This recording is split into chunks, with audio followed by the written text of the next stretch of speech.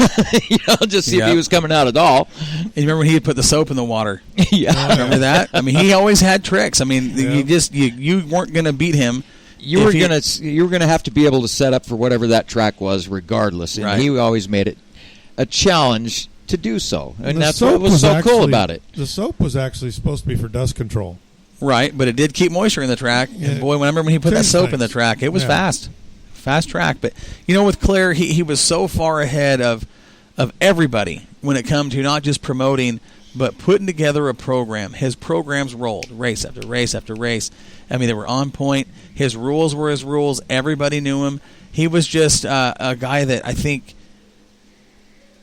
I don't know anybody that he carried a big stick. He did, but the guy had a heart, but he knew what he was doing. I mean, he was so far ahead of everybody. Very confident in what he was doing as well. You weren't going to run late in the night because you were doing hula hoops and doing draws and trying to hula hoops and draws. I like it. Well, I mean, and Claire's show happens. I mean, you spend a half an hour and now you're cutting a race short because you lost a half an hour. Claire's program was Claire's program, and that was it. I do remember. Here's another great memory I have of Claire, and we'll talk more about the race, but I want to talk about Claire. Let's share memories, and if anybody's got them out there in the chat line or you want to call in and talk about it, more than welcome to. But I remember I was late 20s, and I was managing a business that detailed semi-trucks, of all things, helping out a friend. This guy pulls in and starts talking to me about how he's got a truck full of equipment for Merle Haggard. And I said, "Oh, okay, yeah, whatever. Sure, there's nothing on the truck that says Merle Haggard. It's an old plain white semi." He goes, "I promise that stuff's full of Merle Haggard's equipment. I'm his truck driver. We're going to a show up at the Crystal Ballroom." Okay. The guy starts arguing. He goes, "I'll give you VIP tickets if you give me a deal on this truck." And I said, "Do I take this gamble or not?" So I take the gamble. To lose. I take the gamble. Right. The guy gets my name and number. Gets up to the Crystal Ballroom and calls me. Says, "You got VIP tickets waiting for you and 3 guests. Bring your ID." So I bring my mom, this other lady I was married to once, and I bring my grandmother. Searching for proper title for that. And I bring my grandmother. We get up to the Crystal Ballroom. You guys, I'm not kidding you. There was so many people in line. I went down the block and around the corner. Thank God we had VIP. We walk up to the front. I said, "Hey, we're on the VIP list. Show my ID." We get our tickets. We walk in. Who's the first person I see? Claire and Evelyn. No way. Not kidding you. Claire looks at me and he says, "What are you doing here, kid?" And I said, "I didn't expect to see you." And he's got his old hat on, like I'm talking, you want to talk about old school gunslinger. That's exactly what he looked like. Clint Eastwood. Evelyn looked like she was straight out of, it was like an Old West movie. Just, dolled up. Mini and he was, just hardcore outlaw with this, this beautiful lady next to him. And we went in there and had a great time watching Merle Haggard. Right on. I just remember thinking, of all people to see, the first person to see me walk in was Claire. And we had an awesome time. Just really, I'll never forget that. Just awesome. Because at that cool moment, story. When I walked in and saw him, he was dressed exactly how I always pictured him from the Old West. He was just that old school gunslinger, and here he was with the boots and the black slacks and the black shirt and just the old hat. And I'm thinking, that is the Claire I've always had in my head since I was a little kid. It was just crazy, but he was an honest guy. And he held you to honest and fair. He was, and if you screwed up, he'd let you know. Yep, I absolutely. know because I got on Claire's bad side a couple times, and he let me know, and he would justify if you needed to be suspended or you know what, that man would never he never held a grudge. If you messed up, he really didn't. He would hold you accountable, but he didn't hold that against you forever. He was that's what unless I mean by you were really short. Well, Bob Jeffrey. That was you can't expect everybody to get along all the time. That was the best. That was the best battle that I think anybody ever had with Claire. Was Claire and Bob. Oh, sure. Bob trying to beat Claire, or Claire trying to beat Bob with the water truck, and some of the arguments. And boy, those guys, as much as they would argue, they loved each other. Yeah. Yeah. There's still respect there. Oh, absolutely. There was, I know, working on Bob's car. He lived down the street from me in Salem, and going down there working on his car. There was nights where he was just the only person I ever seen frustrate him was Claire. Bob was pretty level-headed, pretty cool, but there was times where Claire just ate him under up. his skin, He's trying to be so perfect to beat him, and he would do whatever he could. And then there was that mutual respect that It was Tom's, a chess game, man. It was, and that was probably the best I've ever seen. Watching those two drivers, watching those two. Say drivers. Well, you could, yeah. Tom drove the hell out of that water truck. He did, Yeah, he did. But Claire goes way back in the days with McComb's dad. Yeah. The guru, they called him, and the car was number, I want to say it was 1. Hot Rod McComb's dad. Okay. And they had the old hard tops. They're racing together, and I remember his dad racing, but I don't remember the number. I remember when they had the shop out there on the highway, but I think, that's a little before my time. Well, I do.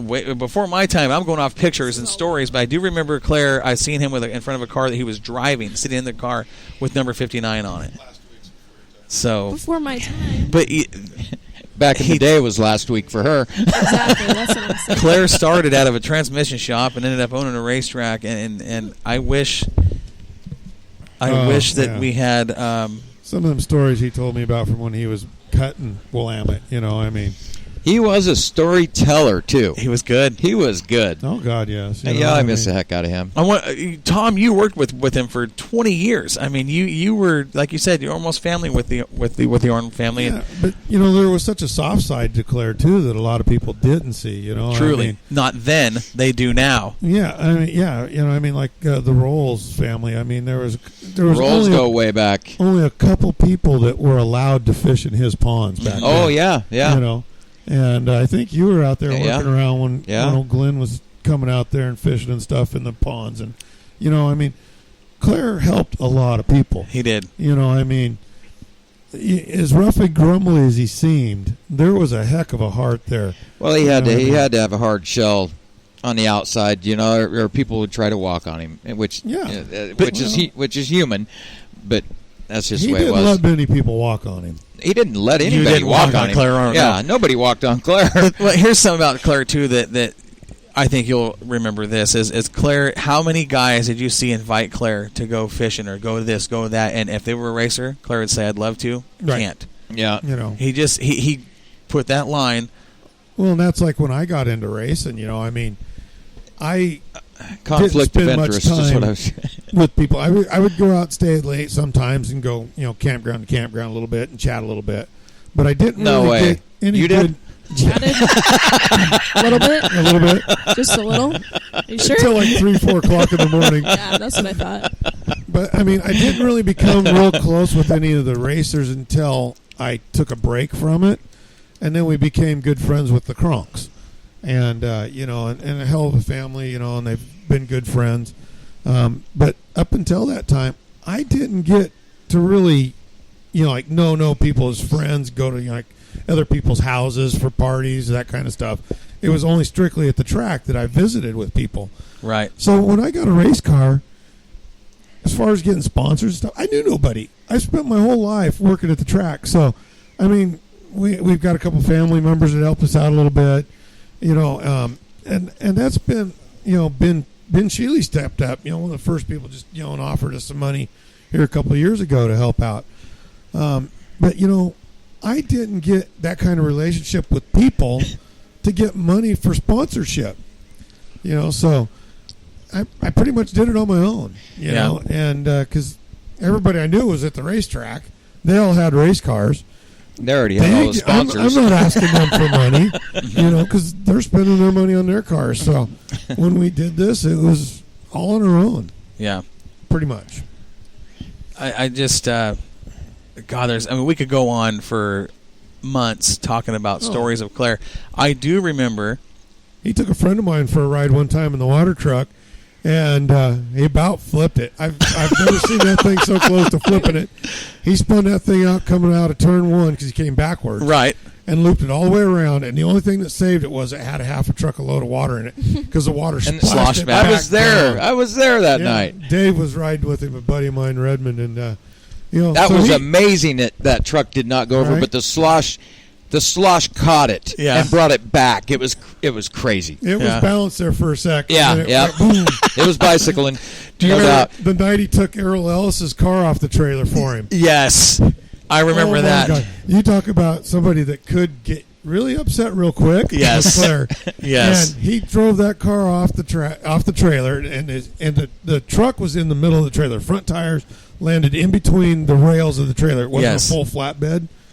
And he starts getting, and I'm working there, and that's when I was working the trucks a lot.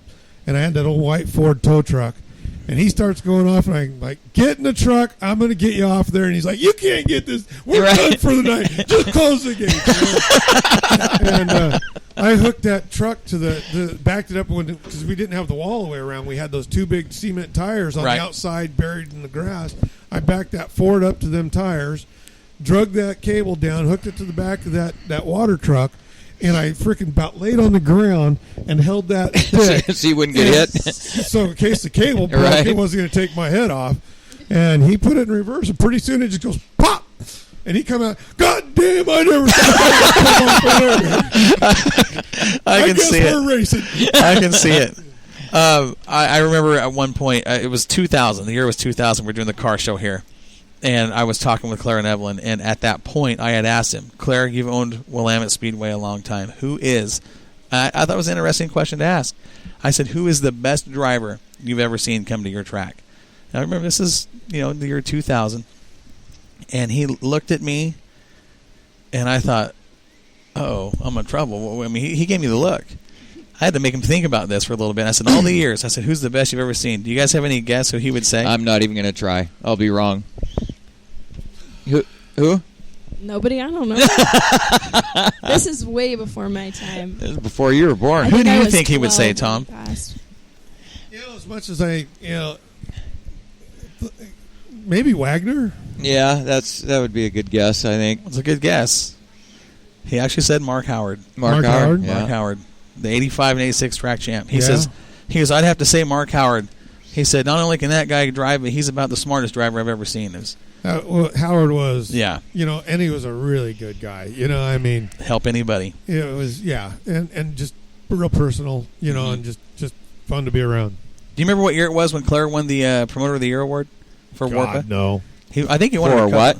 Warpa, Western Auto Racing Promoters Association. Oh, he won it, I think, more than once, actually, a couple times. But just it was a genius at promoting his cars, and people complained about open outlaw cars for so long, but what did it do?